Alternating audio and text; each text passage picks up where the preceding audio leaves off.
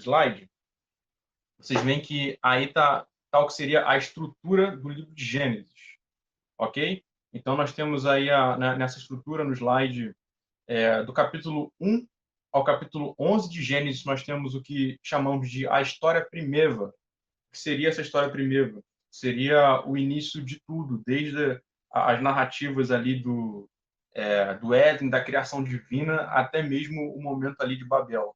Depois nós temos o que seria um recomeço na narrativa, retomando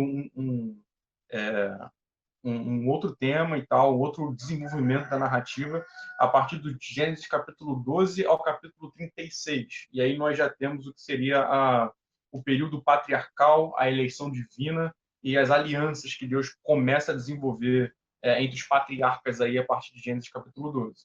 Depois aí, por último, nós temos a outra divisão, que é sobre a história de José, de Gênesis capítulo 37 ao capítulo 50. Essas divisões estão bem delimitadas ali do livro de Gênesis e são um grande auxílio para que a gente consiga estudá-lo passo a passo em suas partes, de modo apropriado.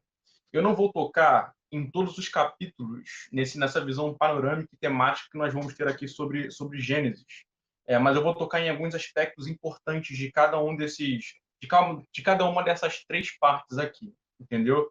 Não será um momento longo, até em vista do nosso horário, mas eu creio que será edificante e eu acredito que vai abrir nosso entendimento para compreender ainda melhor o livro de Gênesis, ok? Então, eu peço que vocês se dirijam comigo até Gênesis, capítulo 3.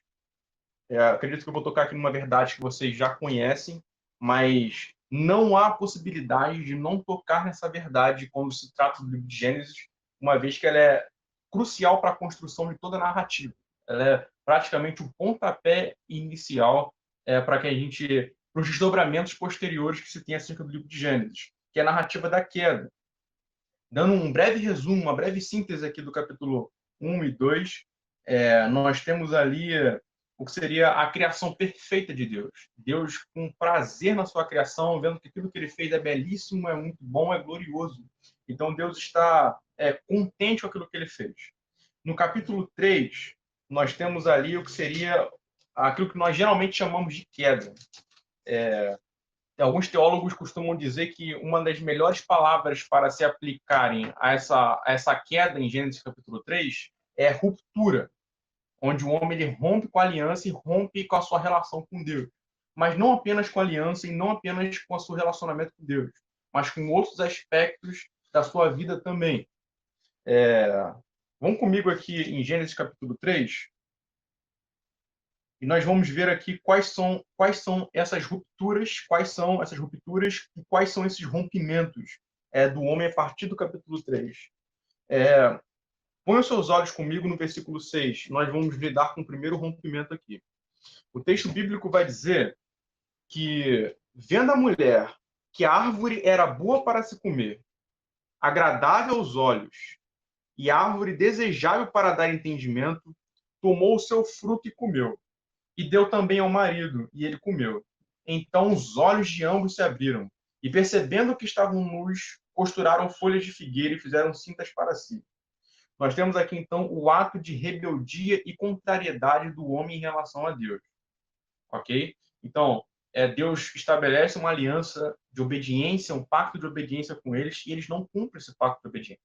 Pelo contrário, eles tomam um posicionamento totalmente contrário ao que Deus queria que eles tomassem. Deus queria que eles comessem de todas as árvores do jardim, menos de uma.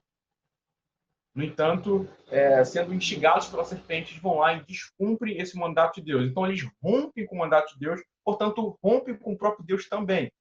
Ok? Mas esse não é o único rompimento. No versículo 7, você percebe que existe uma espécie de... Vamos lá, no versículo 7 não, versículo 6 ainda. Não, perdão, versículo 7 mesmo. Então os olhos de ambos se abriram, e percebendo que estavam nus, costuraram folhas de figueira e fizeram cintas para si. Você percebe o homem envergonhado. O homem ele sentindo-se envergonhado, ok? Sentindo-se desconjuntado de si mesmo, entendeu? O que nós podemos chamar de uma desestruturação psicológica.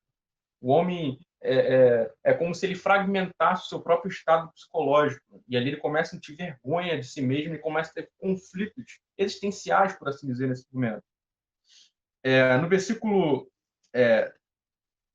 posterior, nós temos aqui no versículo 18 a 19, observe comigo, por favor. Olha a maldição que Deus traz para o homem diante da queda. Ela produzirá também espinhos e ervas daninhas, e você comerá a erva do campo. Então você tem aqui uma espécie de rompimento com a criação. A criação já não está mais sujeita ao homem como anteriormente estava, ok? E o homem não se relaciona mais com a criação da maneira como fazia quando estava totalmente integrado à ideia do pacto, da aliança com Deus. Nós temos um outro problema aqui também, é que quando o homem é perguntado, isso é um diálogo que se estabelece ali a partir do versículo 10, acerca do porquê ele fez aquilo, ele vai dizer que a culpa é da mulher. A mulher culpa a serpente. Então, você percebe aí também uma desestruturação social, entende? Onde o homem ele foca a culpa no outro, ele não acolhe o outro, ele separa-se do outro. Portanto, 4 tipos de alienação ou desestruturação ou rompimento: o homem com Deus, o homem psicologicamente em si mesmo, o homem em termos sociais e o homem na sua relação com a criação. Por que essas 4 separações acontecem ao mesmo tempo? Porque o homem é um todo integrado. O homem não são partes. Não poderia acontecer de apenas o relacionamento com Deus estar errado e as outras coisas ficarem bem. Pelo contrário, quando o homem ele perde o seu eixo, o seu epicentro, a sua finalidade em Deus, quando ele perde a sua profundidade e associação pactual com Deus, o que acontece é que todas as demais coisas saem do lugar também. Todas as demais coisas se rompem, se desestruturam e passam a ficar fragmentados. O homem passa a estar fragmentado. Então, isso é importante. Eu até falei um pouco mais do que deveria sobre isso, mas apenas para poder relembrar alguns fatos aqui. Mas o interessante, além desses aspectos do homem ficar fragmentado e o homem por ser um todo integrado, todas as demais coisas elas tendem a se desestruturarem, uma coisa interessante é o modo como Deus responde a esse momento de queda, esse momento de rompimento. Quando nós observamos aqui no versículo 15, olha o que o Senhor diz. Capítulo 3, verso 15. Porém, inimizade entre você e a mulher, entre a sua descendência e o descendente dela. Este lhe ferirá a cabeça, e você lhe ferirá o calcanhar. Essa passagem geralmente chamam de proto-evangelho, ou seja, a primeira manifestação do evangelho. Deus responde com graça. É evidente que a sua palavra se cumpre. Ele prometeu maldição em decorrência da queda? Prometeu e aconteceu. Mas, ao mesmo tempo, ele dá uma semente de esperança aqui para Adão e Eva. O descendente da mulher vai extinguir, vai esmagar esse mal. O interessante dessa passagem é que ela basicamente vai dar o tom de toda a narrativa de Gênesis. E qual é o tom dessa narrativa de Gênesis? A falibilidade humana. Percebam, esse é o tema central de Gênesis. A falibilidade humana na aliança e a permanência do amor inabalável de Deus nos seus compromissos pactuais. A falibilidade humana no cumprimento da aliança e a permanência do amor incondicional de Deus inabalável diante desse aspecto. Ok? Então, isso vai dar o tom para toda a narrativa. Ainda nesse aspecto aí como está sinalizado aqui, observem, da história primeiro, eu quero conduzi-los aqui a Gênesis capítulo 11. Vão comigo lá em Gênesis capítulo 11, que existe algo importante para a gente notar aqui. De Gênesis capítulo 11. Esse capítulo aqui de Gênesis é um capítulo transitório, dessa parte aqui para o capítulo 12 de Gênesis, ok? Onde Deus vai iniciar aqui um novo momento de aliança, de relacionamento com o homem. Portanto, a gente precisa analisá-lo em termos transitórios aqui para que a gente consiga prosseguir aqui no entendimento de Gênesis. Ok? A estrutura do capítulo 11 aqui de Gênesis é chamada de quiasmo. Ok? Eu vou ler novamente aqui a definição de quiasmo, não sei se vocês chegaram a pegar a leitura da definição, que é o seguinte: O quiasmo é uma espécie de paralelismo onde a primeira sentença faz um paralelo com a última. Assim, a penúltima sentença faz um paralelo com a... Beleza, calma aí, deu errado aqui. Onde a primeira sentença faz um paralelo com a última, a segunda sentença faz um paralelo com a penúltima, correto? A terceira sentença faz um paralelo com a antepenúltima e assim por diante. E esses paralelos podem ser de semelhança ou de contraste. Na maioria das vezes, os poetas hebraicos colocavam o ponto alto ou central dos seus textos no meio da poesia. No português, o clímax, geralmente, ou o ponto alto de algum trecho, vem no desfecho dele. Mas na literatura hebraica também havia essa forma de fazer o clímax dos textos, ou da poesia, ou seja o que for. Ou seja, no meio do texto. Então, tem esse paralelismo contornando o texto, e no meio dele, geralmente, tem a ênfase central que o autor quer dar. Ok? Então, esse trechinho aqui faz parte dessa categoria de literatura hebraica. E os autores bíblicos são tão geniais que eles se valiam desses recursos literários para poderem passar o significado, a intenção do que Deus havia inspirado eles para poder trazer para o povo. Entendeu? Então, eu vou passar para o próximo slide para mostrar para vocês como está estruturado esse quiasmo para que a gente consiga penetrar no significado dele. Beleza? Observem o quiasmo aqui. Eu acho que está bem pequenininho.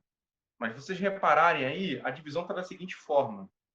O primeiro paralelismo é entre o capítulo 11, verso 1 e o capítulo 11, verso 9, e que é acerca do idioma, entendeu? Você tem aqui um idioma tumultuado, no versículo 9 do capítulo 11, acho que ficou confuso aqui o próprio slide. Então, você tem uma unidade de idioma aqui no capítulo 11, verso 1, e idioma tumultuado no capítulo 11, verso 9. No capítulo 11, verso 2, você tem uma espécie de unidade do lugar, ok? Enquanto o capítulo 11, verso 8, você tem um lugar tumultuado. Então, é um paralelismo de contraste. No capítulo 11, verso 3, parte A, nós temos uma comunicação intensiva, ok? No capítulo 11, verso 7, nós temos uma comunicação tumultuada. A galera não se entende. Beleza? No capítulo 11, verso 3, são todos paralelismos entre uns e os outros, ok? Parte B, você tem ali planos e invenções por parte da galera que quer construir aqui a Torre de Babel. No capítulo 11, verso 6, você vê planos e intenções, invenções contrários. Deus acaba ali com as intenções deles aqui. Entendeu? Vamos lá. No capítulo 11, verso 4, você tem a construção da Torre de Babel. E no capítulo 11, verso 5, você tem o que seria a desconstrução dela. Ok? No capítulo 11, verso 4, parte B, você tem a sinalização de cidade e torre. E no capítulo 11, verso 5, a mesma coisa. E na meiuca do texto, que é a parte A do capítulo 11, verso 5, você tem a intervenção divina. Eu sei que o slide ficou um pouco confuso aqui, eu realmente não entendi que as palavras não estão bem colocadas, mas, em geral, acredito que deu para notar que existe um paralelismo entre os textos. Depois eu posso até ajeitar o slide melhor para vocês e mandar para vocês como é que está categorizado aqui a coisa. Mas existe um paralelismo entre os textos e no centro desse paralelismo, que é a parte do meio do texto, existe a intenção central do autor aqui, que é mostrar a intervenção divina. Sabe o que o autor de Gênesis está querendo dizer aqui? Os planos dos homens podem ser frustrados. E quais eram os planos deles?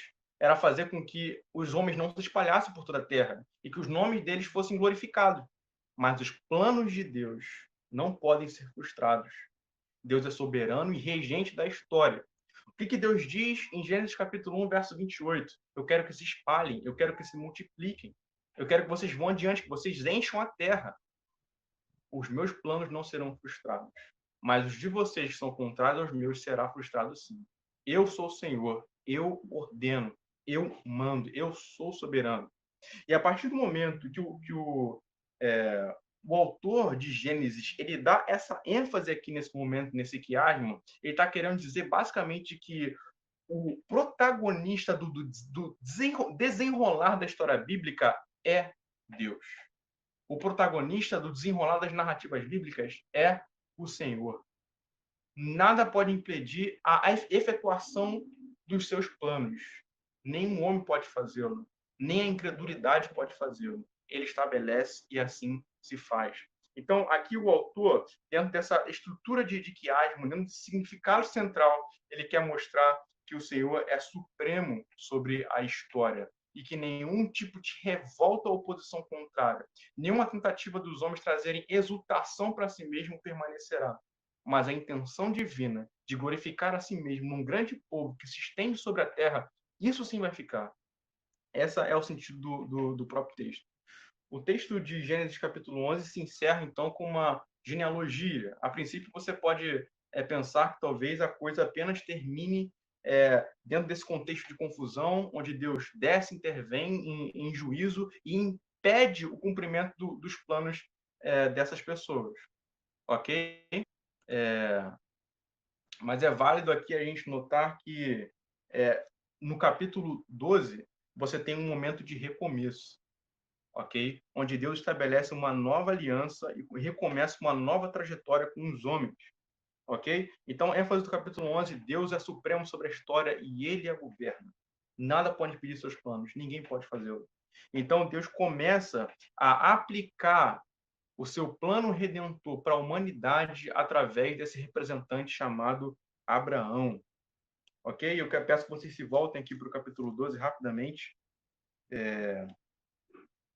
E vocês percebem que Deus estabelece uma aliança com Abraão que é totalmente contrário aos intentos do povo da Babilônia, da Torre de Babel, da construção ali da Torre de Babel. E olha o que o texto diz. Sai da tua terra e da sua parentela e da casa do seu pai e vá para a terra que eu lhe mostrarei. Perceba, não são os homens tentando construir um lugar para os céus, mas é Deus intervindo e vindo na direção dos homens. Depois perceba o seguinte: farei de você uma grande nação e o abençoarei e o engrandecerei o seu nome. Deus resolve engrandecer o nome de Abraão, enquanto o povo de Babel está tentando buscar grandeza para si mesmo. Ou seja, parte de uma intenção divina aqui. E a intenção do texto é estabelecer um contraste entre o que Deus está fazendo por graça em Abraão e aquilo que estabeleceu na rebeldia humana, no capítulo 11 aqui de Gênesis. Diferente dos intentos do pessoal da Babel, o que o texto vai dizer é que Deus vai estender a sua bênção por toda parte, enquanto eles queriam se localizar em um lugar só contra os mandamentos de Deus. Os planos de Deus, na sua aliança, nos seus intentos redentivos, não podem ser frustrados. Se ele estabeleceu a palavra, ele vai levá-la até o fim. E você percebe que no decorrer da estrutura da narrativa de Gênesis, você tem de novo aquilo que eu falei para vocês, a falibilidade humana no cumprimento da aliança e a persistência do amor de Deus, do amor pactual de Deus, em levar a sua aliança a cabo até o fim. Então você vai ver diversos momentos onde Abraão vai entrar em conflitos de desistência. Observe comigo aqui no capítulo 15, onde Abraão vai dizer o seguinte para Deus. Gênesis capítulo 15, versículo 2. Abraão respondeu: Senhor Deus, que me darás se continuo sem filhos? O herdeiro da minha casa é o Damasceno Eliezer. Então, o que está acontecendo aqui? Abraão ele está duvidando da promessa. Ele não está tendo uma fé inabalável daquilo que foi afirmado por Deus no capítulo 12. Ele está fraquejando. Mas não é o sentimento de Abraão, a fraqueza de Abraão que impede Deus de dar cumprimento e levar a cabo a sua aliança. No capítulo 15, nós temos uma passagem belíssima de um estabelecimento pactual entre Deus e Abraão. Se vocês observarem, aqui no versículo 9 é dito o seguinte: o Senhor respondeu: traga-me uma novilha, uma cabra e um cordeiro, cada qual de 3 anos, uma rolinha e um pombinho. Abraão trouxe todos esses animais, cortou-os pelo meio e pôs as metades uma diante das outras. As aves, porém, não cortou pelo meio. Aves de rapina desciam sobre os cadáveres, porém Abraão as enxotava. Agora, avancem comigo até o versículo 17.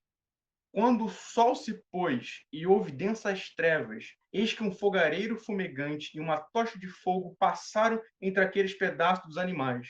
Naquele mesmo dia, o Senhor fez aliança com Abraão, dizendo: a sua descendência dei esta terra, desde o rio do Egito até o grande rio Eufrates. Olha o que está acontecendo aqui.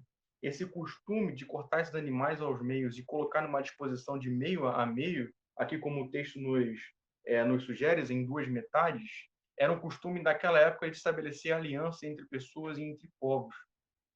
E o que acontecia nesse rito, nessa cerimônia? Cada pessoa passava por um lado dessas metades para simbolizar uma espécie de sinergia no cumprimento da aliança, onde ambos os lados firmariam um compromisso de levar a cabo até o fim. No momento onde o Senhor aparece nessa teofania, ou seja, nessa manifestação divina no fogareiro, Abraão está dormindo. Sabe, o único que passa nesse momento para a confirmação e cumprimento da aliança é o Senhor. Quando o Senhor faz esse tipo de coisa, ele está afirmando a Abraão o seguinte: Abraão, não estou afirmando a minha aliança em você. Eu estou afirmando a minha aliança em mim. Eu estou ali afirmando a minha aliança no meu compromisso pactual.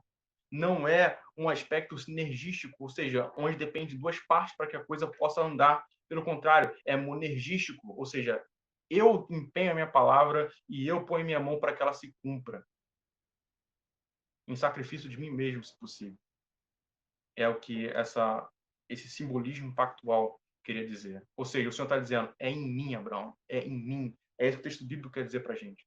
E sabe o que acontece? Mesmo após Abraão fraquejar e estar desanimado, e o Senhor reafirmar o seu compromisso com ele, o texto bíblico vai dizer, em Gênesis capítulo 16, que é o texto que a gente já leu, que Abraão de novo vai fraquejar em relação à confiança na promessa. E o que vai acontecer? Ele, de fato, vai envolver-se com Agar e assim eles vão gerar Ismael, que não era o filho da promessa.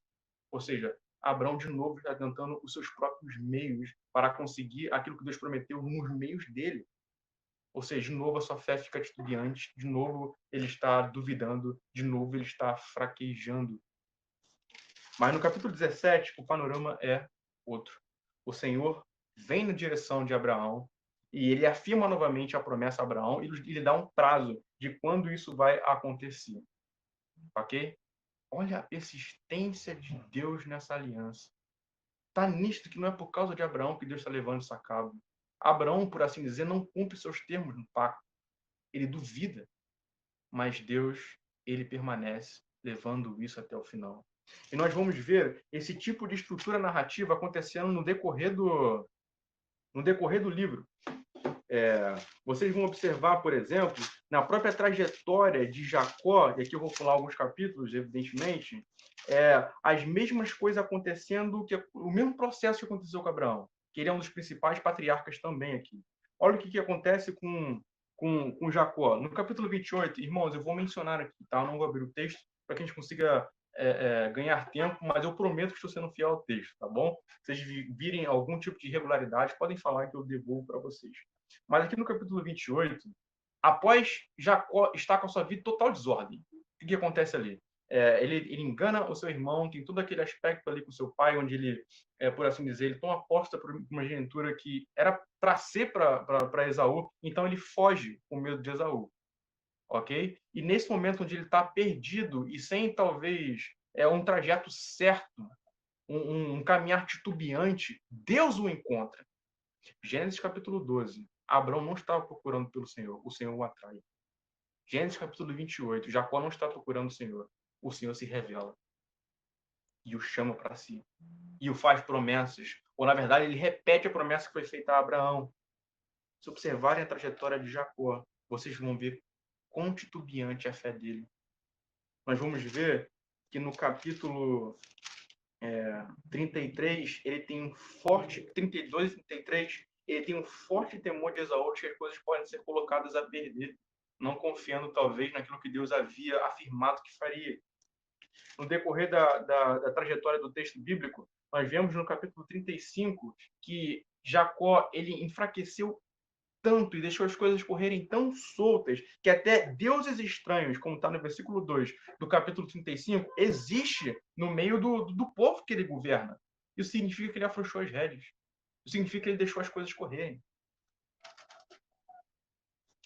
Mas no mesmo capítulo 35, Deus vem ao encontro de Jacó, reafirma a aliança e o conduz novamente ao culto ao Senhor, de modo que estabelece um altar ao Senhor. Então, perceba a fidelidade de Deus à aliança, ao seu pacto, na trajetória desses dois patriarcas. Eu quero conduzi-los ao capítulo final aqui de Gênesis, no capítulo 50. E logo depois de tanta coisa terem acontecido, desde a imoralidade de Judá, no capítulo 38, com a sua nora, com Tamar, desde os irmãos José terem vendido José, muitas coisas aconteceram na trajetória do povo de Deus nesse momento, nesse ínterim aqui em Gênesis, que foi pecaminoso, foi errado e foi faltoso. Mas o texto, o desfecho do texto de Gênesis capítulo 50 traz afirma e solidifica o que seria a ideia central do texto bíblico. Observem aqui no capítulo 50, no versículo 15 ao versículo 21, e por mais que seja um texto longo, eu faço questão de lê-lo, por conta da beleza da narrativa. Olha o que é dito. Vendo os irmãos de José que seu pai já era morto, disseram: é possível que José tenha ódio de nós. Certamente nos retribuirá todo o mal que lhe fizemos. Por isso mandaram dizer a José: o seu pai, antes de morrer, ordenou o seguinte: é isto que vocês dirão a José: perdoe, por favor, a transgressão dos seus irmãos e o pecado que cometeram, porque eles lhe fizeram mal. Agora pedimos que perdoe a transgressão dos servos de Deus de seu pai. Ao ouvir estas palavras, José chorou. Depois vieram também os seus irmãos, prostraram-se diante dele e disseram: eis-nos aqui, somos seus servos. Mas José respondeu: não tenham medo. Será que eu estou no lugar de Deus? Vocês, na verdade, planejaram mal contra mim, porque Deus o tornou em bem. Porém, Deus o tornou em bem, para fazer como estão vendo agora, que se conserve a vida de muita gente. Portanto, não tenham medo. Eu sustentarei vocês e os seus filhos. E assim José os consolou e lhes falou ao coração: Deus é tão poderoso e extraordinário no cumprimento da sua aliança, que até o mal ele torna em bem. Até a maldição ele converte em bênção em favor do seu povo. O que os irmãos de José fizeram foi errado, mas Deus converte isso em benefício ao povo da aliança, ao povo do pacto, de modo que esse povo não vai morrer por conta da fome. Percebe a trajetória de graça e compromisso inabalável de Deus com o pacto e com a aliança?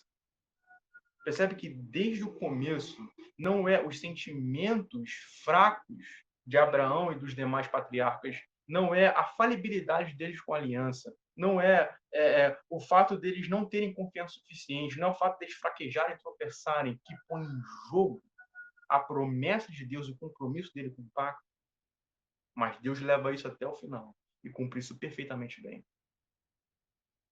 Meus irmãos, pensando em termos de continuidade e descontinuidade, a epístola aos Hebreus vai dizer que nós estamos em uma aliança superior e com superiores promessas. Se Deus foi tão fiel, foi tão poderoso e fervoroso em cumprir a sua promessa a esse povo, de modo que ele só preservou esse povo, ainda que diante de tantas calamidades, ainda que diante de tanta tipo de perplexidade que esse povo gera, quanto mais conosco, que somos o povo da nova aliança de Jesus Cristo. Não é o seu sentimento titubeante, não é, talvez, às vezes que você, nesse momento de quarentena, pensou em largar a fé. Isso aconteceu com você nessa quarentena? Você passou a amar certos pecados a ponto de pensar que a fé não é tão interessante assim? Ou então pensou que, por ter fraquejado tanto em seu fervor pelo Senhor, que as coisas estavam perdidas, não tem como mais retomar a adoração fervorosa do Senhor? Seja o que for que aconteceu contigo nesse período de quarentena, ou não apenas nesse período de quarentena, talvez haja algum mal que você fez a alguém que você nunca mais conseguiu reparar. Deus não vai deixar de ser seu Deus. Deus não vai deixar de ser o Deus da aliança que ele firmou em si mesmo, por conta da nosso fraquejar, por conta da nossa fé titubeante. O que ele firmou, ele irá cumprir. Onde está, portanto, a nossa segurança? No que eu sinto? No pecado que eu cometi ontem? Essas coisas estão colocando tudo a perder? Não, a minha confiança está nesse Deus de aliança que preserva o seu povo na sua trajetória com um amor inabalável. Então, irmãos, eu fecho aqui esse período de exposição. Esse é o tema central essa é a temática central do livro de Gênesis, que é o compromisso de Deus com a sua aliança, de levar a cabo até o fim uma trajetória de amor e graça com o seu povo.